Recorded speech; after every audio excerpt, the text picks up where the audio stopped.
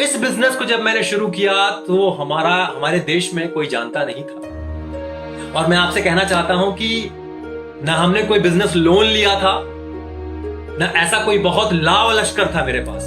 मैं आपसे शेयर करना चाहता हूं कि मैं बिहार गया, बनारस गया, यही 2-3 जगहों पे मैंने काम किया था। और शुरू के दिनों में मेरे पास में बाइक भी नहीं थी। मैं दूसरे की बाइक पे जाता था, अपने प्रोजेक्ट को शेयर करता था, लोगों को एजुकेट करता था, और उन्हीं का बुक और उन्हीं का पेन यूज करता था। उनकी इलेक्ट्रिसिटी होती थी, उनका पंखा होता था, उनकी जगह होती थी, सिर्फ मैं जाता था। मतलब ये शोरूम उठ के हर जगह जाया करता था। क्योंकि मैं इसको संघर्ष के रूप में नहीं ले रहा था। I was enjoying. जब मैं कहता हूं आज 10,000 लोगों के बीच में कि जीवन उत्सव है, तो इसका मतलब ये नहीं कि आज मैं कह रहा हूं उत्सव है। उत्सव ही है, तब भी उत्सव था। जब 3rd क्लास स्लीपर में बैठ करके दिल्ली से पटना में गया था, तब भी मैंने एंजॉय किया था साइट सीन्स को, अपने देश को देख रहा था। जब रोड साइड पे लिट्टी चोखा या फिर भेलपूरी खाया करता था पैसों के अभाव में, तो उसको भी एंजॉय करता था। और एंजॉय क्यों ना करो, एंजॉय क्यों ना करो। मैंने उसको संघर्ष की शेप में देखा ही नहीं, उसको मैंने प्रक्रिया की शेप में देखा था कि ये प्रोसेस है। मैं ही हूं जो आज रोड साइड पे खा रहा हूं, मैं ही हूं जो 5 स्टार में खाऊंगा। सो व्हाट, क्या फर्क पड़ता है। तो वही आपके साथ भी होगा।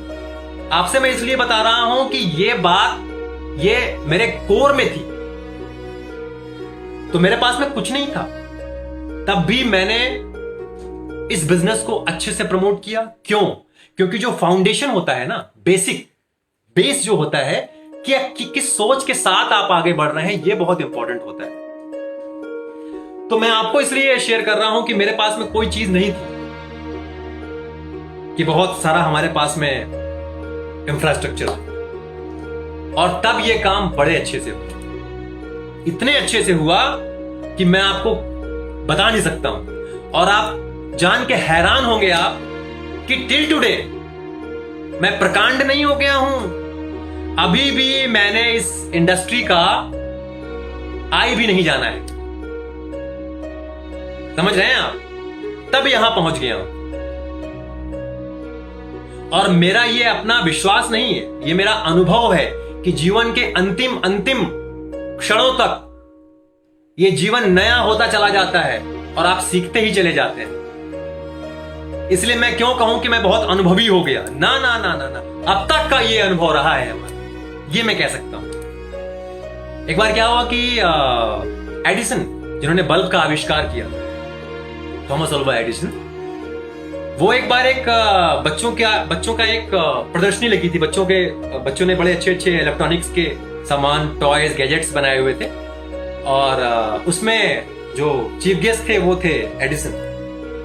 तो उस स्कूल के जो डीन थे, सारे बच्चे थे उसमें, कुछ 5th स्टैंडर्ड से लेकर 12th स्टैंडर्ड तक के बच्चे थे।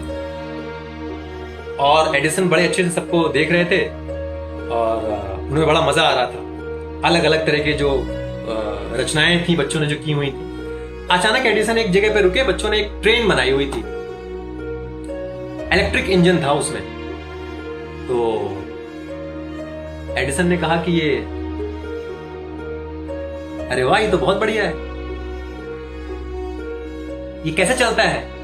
बच्चे ने बोला कि ये इलेक्ट्रिक से चलता है। बोले अच्छा, इलेक्ट्रिक ही चलता है, वेरी नाइस। जैसे वो आगे बढ़े तब तक बच्चे ने बोला एक्सक्यूज मी। तो जो डीन थे उन्होंने उसको थोड़ा सा बताया कि नहीं, कुछ पूछना नहीं है। तो एडिसन ने बोला कि नहीं, इनको पूछने दीजिए। हाँ बेटा, बोलो क्या पूछना है तुम्हें। तो उस बच्चे ने पूछा कि ये इलेक्ट्रिक क्या होती है। You won't believe my dear friend, Edison ने क्या बोला हो? एडिसन ने कहा वो तो मुझे भी नहीं पता। एक ऐसा शख्स जिसने दुनिया को रोशनी दिखाई, बल्ब बिजली से जलता है, लेकिन बिजली क्या है ये एडिसन को भी नहीं पता।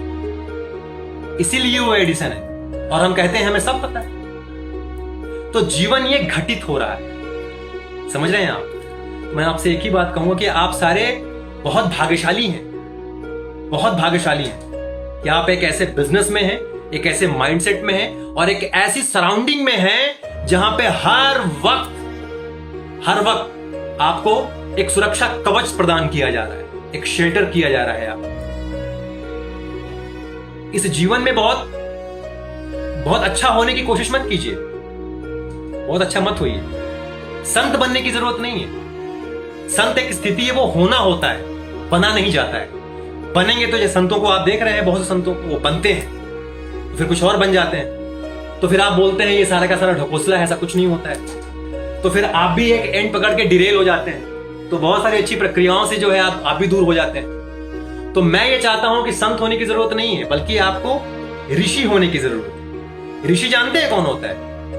ऋषि सिचुएशन के हिसाब से रिस्पॉन्ड करता है, उसको ऋषि कहते हैं। और हम और आप ऋषियों की औलाद हैं, जिन्होंने विज्ञान दिया।